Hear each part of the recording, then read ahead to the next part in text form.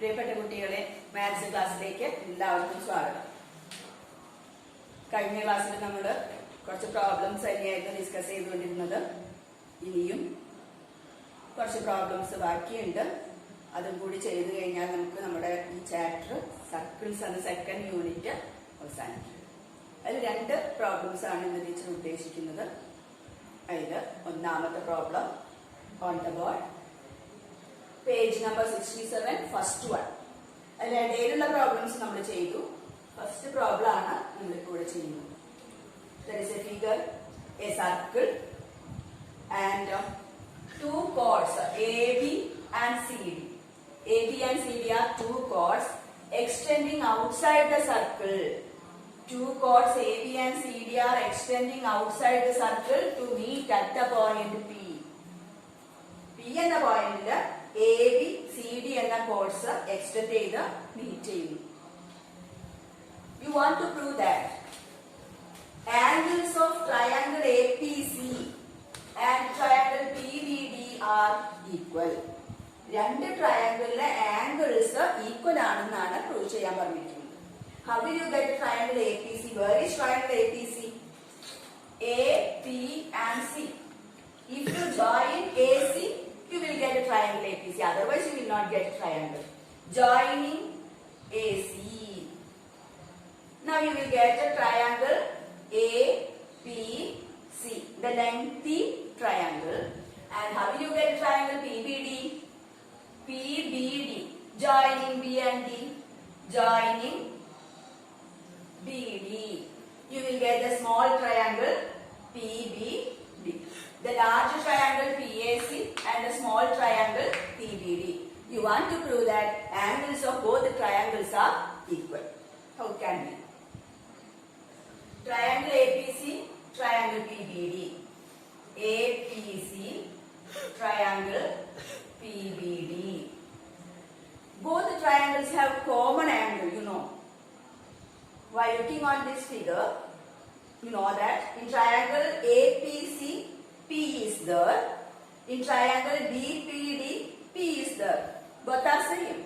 Therefore, angle P equal to angle P, which is the reason common angle for both triangles. Okay. Now, look on this. It is a quadrilateral. While extending the base, you will get an outer angle like that. And we studied that the relation between this outer angle or exterior angle with one angle of the quadrilateral. What is that relation? Which angles are equal? Which angle of the quadrilateral is equal to the exterior angle or outer angle? Side extend ചെയ്ത് കിട്ടുന്ന ഈ outer angle ഈ ക്വാഡ്രിലാറ്ററലിലെ ഒരു angle ആയിട്ട് equal ആണ്. അത് നമ്മൾ problem prove ചെയ്തിട്ടുണ്ട്. ഈ സെക്ഷനിൽ തന്നെ നമ്മൾ ഏതോ ഒരു ദിവസം നമ്മൾ അത് പ്രൂവ് ചെയ്തിട്ടുണ്ട്. എങ്ങനെയാണത്? The outer angle or exterior angle of a quadrilateral is equal to the inner angle. ഇതിലുള്ള ഇന്നർ ആംഗിളില് ഈക്വൽ ആണ്. എങ്ങനെയുള്ള ഇന്നർ ആംഗിളിന്? At the opposite vertex.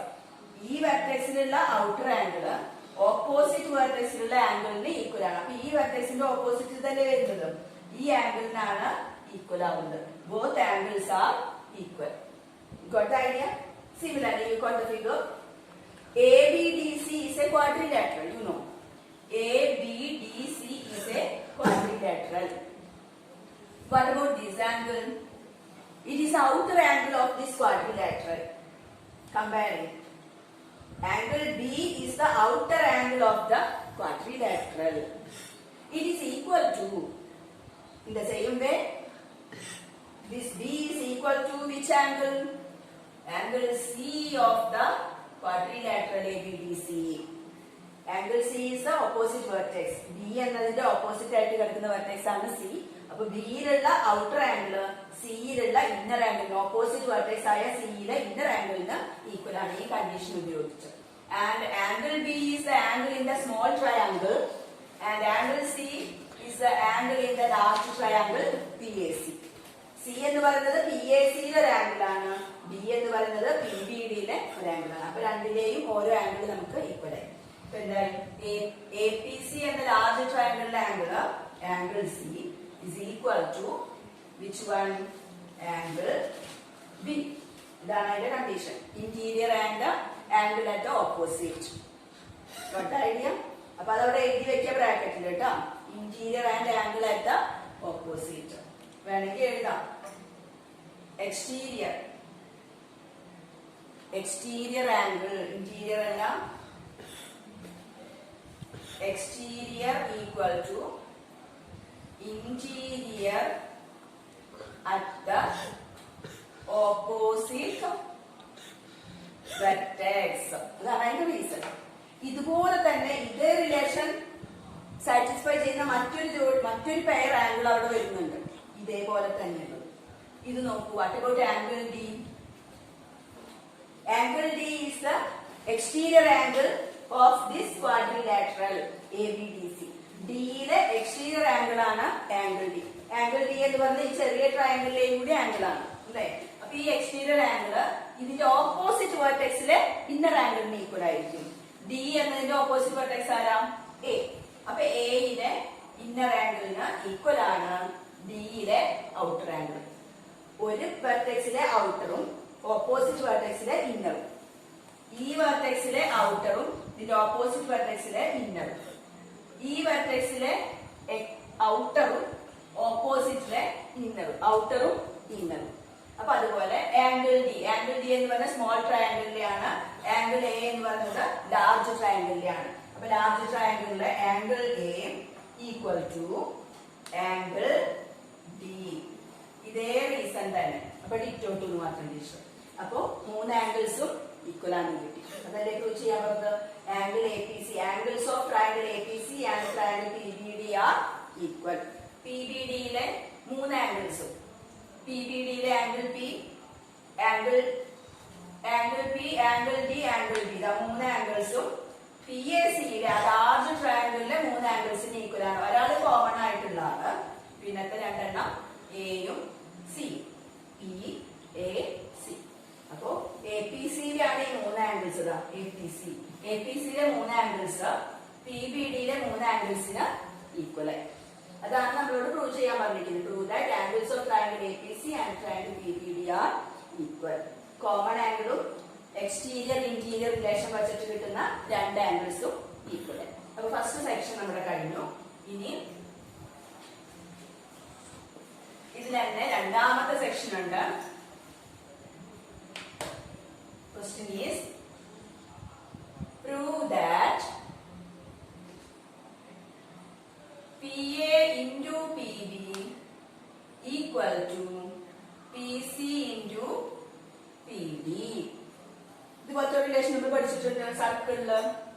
സർക്കിളിൽ രണ്ട് കോർഡ്സ് ഇന്റർസെക്ട് ചെയ്യുമ്പോൾ ഇന്റർസെക്ടിങ് പോയിന്റിൽ വെച്ചിട്ട് ഇത് എയും ഇത് ബിയും ആണെങ്കിൽ ഇത് സിയും ഡിയും ആണെങ്കിൽ ഇന്റർസെക്ടിങ് പോയിന്റ് വെച്ചിട്ട് P A into P B equal to P C into P D നമ്മൾ അവിടെ പ്രൂവ് ചെയ്തിട്ടുണ്ട്. പിന്നെ അതിന്റെ വേറൊരു സെക്ഷൻ പെർപെൻഡിക്കുലർ ആയിട്ട് വരുമ്പോഴും P C square, P A into P B equal to P C square എന്നുള്ളൊരു ഐഡിയയും റിസൾട്ട് നമ്മൾ പ്രൂവ് ചെയ്തിട്ടുണ്ട്. ഇത് മൂന്നാമത്തെയാണ് ടൈപ്പ്.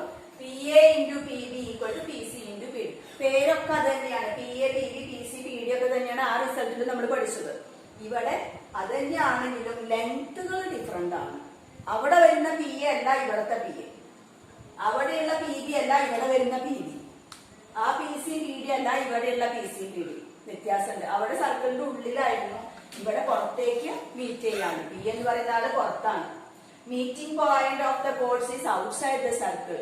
നേരത്തെ ഇവിടെ ടീച്ചർ വരച്ച് കാണിച്ചത് മീറ്റിംഗ് പോയിന്റ് സർക്കിളിന്റെ ഉള്ളിലായിരുന്നു. അപ്പൊ ലെങ്ത്തിൽ വ്യത്യാസം. അപ്പൊ ലെറ്റേഴ്സ് തന്നെയാണ്, പറയാൻ നമുക്ക് എളുപ്പമാണ്. P A into P B equal to P C into P D തന്നെ. അപ്പൊ നമുക്ക് പി എ എവിടെയാണ്? P A total length into P B outer length equal to P C total length into P D outer length. Total outer equal to total outer. അങ്ങനെ പഠിച്ചാൽ മതി. Total ഇത് outside വരുന്നോണ്ടാണ്. ഈ point P എന്ന് പറഞ്ഞാൽ out side വരണോണ്ടാണ് നമുക്ക് അങ്ങനെ പറയുന്നത്. P A into P B equal to P C into P D. ഇതാണ് പ്രൂവ് ചെയ്യുന്നത്. അപ്പൊ ഫസ്റ്റ് സെക്ഷനിൽ നമ്മൾ പ്രൂവ് ചെയ്തു എന്ത്, ആംഗിൾസ് ഈക്വൽ ആണ്. ഇപ്പൊ രണ്ട് ട്രയാംഗിൾസിലെ ആംഗിൾസ് ഈക്വൽ ആണെങ്കിൽ what we have about the sides? The sides opposite to equal angles are proportional. Proportional ആണ്, ഈക്വൽ ആവില്ല. സൈഡ്സ് ഈക്വൽ ആവില്ല. മൂന്ന് ആംഗിൾസ് ഈക്വൽ ആണെങ്കിൽ ഓപ്പോസിറ്റ് സൈഡ്സ് പ്രൊപ്പോർഷണൽ. ആ റിസൾട്ട് നമ്മൾ 9th പഠിച്ചിട്ടുണ്ട്.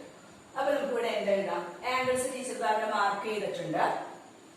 ഈക്വൽ ആംഗിൾസ് ഈക്വൽ ആയിട്ട് മാർക്ക് ചെയ്തിട്ടുണ്ട്. രണ്ടെണ്ണം വെച്ച് മാർക്ക് ചെയ്തത് ഈക്വല്, ഒരെണ്ണം വെച്ച് മാർക്ക് ചെയ്തത് ഈക്വല്. ഇത് കോമൺ ആയിട്ടുള്ളത്. അപ്പൊ അതിന്റെ ഓപ്പോസിറ്റ് സൈഡ്സ് ഒന്ന് നമുക്ക് നോക്കാം. ആദ്യം പി എടുക്കാം. P in the large triangle which is the side opposite to P. പിക്ക് ഓപ്പോസിറ്റ് ഉള്ള സൈഡ് പി എ സി എന്ന ലാർജ് ട്രയാംഗിളിൽ ഏതാണ്? A C. A C by, അപ്പൊ സ്മോൾ ട്രയാംഗിളില് പി ഉണ്ട്. പിക്ക് ഓപ്പോസിറ്റ് ആര് വരും? ബി ഡി എന്ന സൈഡ് അല്ലെ. A C by B D equal to, ഇനി അടുത്ത പേര് ഈക്വൽ ആംഗിൾസ് ഏതാണ്? ഇതെടുത്ത് നോക്കാം നമുക്ക്. Angle B. ആംഗിൾ ബിക്ക് ഓപ്പോസിറ്റ് സൈഡ് ഏതാ? പി ഡി അല്ലെ. ആംഗിൾ ബി എടുത്തു, ഓപ്പോസിറ്റ് സൈഡ് പി ഡി.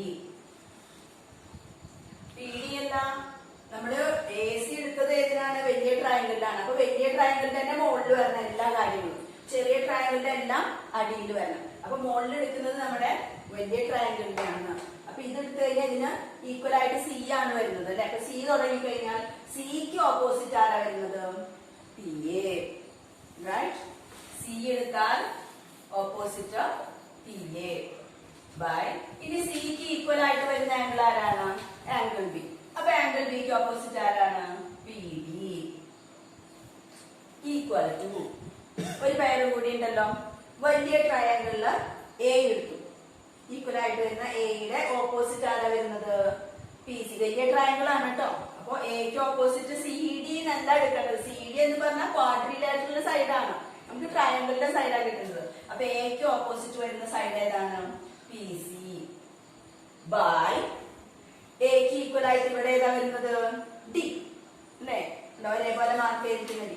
ഡിക്ക് ഓപ്പോസിറ്റ് സൈഡ് ഏതാ? ഡിയുടെ ഓപ്പോസിറ്റ് സൈഡ് പി ബി. കിട്ടിയില്ലേ? മൂന്ന് ആംഗിൾസിന്റെ ഓപ്പോസിറ്റ് സൈഡ്സ് പ്രൊപ്പോർഷണൽ ആയിട്ട്. പ്രൊപ്പോർഷണൽ എന്ന് പറഞ്ഞാൽ എങ്ങനെയല്ലേ? റേഷ്യോസ് ഈക്വൽ ആവുന്നതിനെയാണല്ലോ പ്രൊപ്പോർഷണൽ എന്ന് പറയുന്നത്. റേഷ്യോസ് എടുത്തു. വലുതിന്റെ സൈഡ്, ചെറുതിന്റെ സൈഡ്, വലുതിന്റെ സൈഡ്, ചെറുതിന്റെ സൈഡ്, വലിയ ട്രയാംഗിളിന്റെ സൈഡ്, ചെറിയ ട്രയാംഗിളിന്റെ സൈഡ്. നമുക്ക് എന്താ പ്രൂവ് ചെയ്യേണ്ടത്? P A, P B, P C, P D. അത് വരുന്നത് ഏത് റേഷ്യോസിലാണ്? അത് വരുന്നത് പി എ, പി ബി ഉണ്ട്, പി സി ഉണ്ട്, പി ഡി ഉണ്ട്. അപ്പൊ ഇത് മാത്രമേ നമുക്ക് ആവശ്യമുള്ളൂ. ഇത് ആവശ്യമില്ല. ആവശ്യമുള്ളത് മാത്രം എടുത്താൽ മതി. അപ്പൊ രണ്ട് റേഷ്യോസ് ഈക്വൽ ആണെങ്കിൽ നമ്മൾ എന്ത് ചെയ്യും? ക്രോസ് ചെയ്യാൻ നമുക്ക് അല്ലെ. നമ്മൾ ചെയ്യുന്ന കാര്യങ്ങളാണ്. പ്രൂഫിലൊക്കെ നമ്മൾ ഇങ്ങനെ തന്നെ ചെയ്യാം. റേഷ്യോസ് ഈക്വൽ ആയിട്ട് എഴുതി കഴിഞ്ഞാൽ പിന്നെ നമ്മൾ എന്ത് ചെയ്യും? ക്രോസ് ചെയ്യും അല്ലെ. ക്രോസ് ചെയ്യുമ്പോൾ എന്ത് വരും? P A which implies PA into PB equal to, equal ആണല്ലോ. അപ്പൊ പ്രോഡക്റ്റ് ഈക്വൽ ആവുന്നു. എന്തിന് ഈക്വൽ ആവുന്നു? PC into PD. അതല്ലേ നമുക്ക് പ്രൂവ് ചെയ്യാനുള്ളത്. PA into PB equal to PC into PD. അപ്പൊ ആംഗിൾസ് ഈക്വൽ ആണെന്ന് ഫസ്റ്റ് സെക്ഷനിൽ നമ്മൾ ചെയ്തത് കൊണ്ട് ആംഗിൾസിന് ഓപ്പോസിറ്റ് സൈഡ് പ്രൊപ്പോർഷണൽ ആയി. അപ്പൊ ഓരോ ആംഗിൾ എടുത്തു അതിന് ഓപ്പോസിറ്റ് സൈഡ് എഴുതി, പ്രൊപ്പോർഷൻ ആയിട്ട് എഴുതി, ഈക്വൽ ആയിട്ട് കൊടുത്തു. ഈക്വൽ ആയിട്ടുള്ള ആംഗിളിന് ഓപ്പോസിറ്റ് സൈഡ് വലുതിലും ചെറുതിലും ഒരുപോലെ എടുക്കാം. മുകളിൽ എല്ലാം വലുതിലാണെങ്കിൽ താഴെ എല്ലാം ചെറുതിലാണ്. ഒന്ന് വലുതും ഒന്ന് ചെറുതും പിന്നെ മുകളിൽ ചെറുതും അങ്ങനെ ആയിട്ട് എടുക്കരുത്.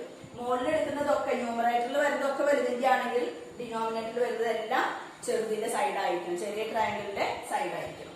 അപ്പൊ നമ്മൾ അങ്ങനെ എടുത്തു. വലിയ ട്രയാംഗിളിന്റെ ആണ് ഈ മൂന്ന് സൈഡും വന്നത്. ഈക്വൽ ആംഗിളിന് ഓപ്പോസിറ്റ് സൈഡ് ചെക്ക് ചെയ്തിട്ടാണ് ഇത് എഴുതിയത്. അതിൽ അവസാനത്തെ രണ്ടും കൂടി ക്രോസ് ചെയ്യുമ്പോഴാണ് നമ്മൾ ഈ റിസൾട്ടിലേക്ക് എത്തുന്നത്. പരീക്ഷയ്ക്ക് ചോദിക്കാറുണ്ട്. അപ്പോ ഇതൊന്ന് പഠിച്ചോളൂ കേട്ടോ. ഭംഗിയായിട്ട് പഠിക്കാം. ഒരു സെക്ഷനും കൂടി ഇതിലുണ്ട്. ഇതിലടുത്തത് മൂന്നാമത്തെ.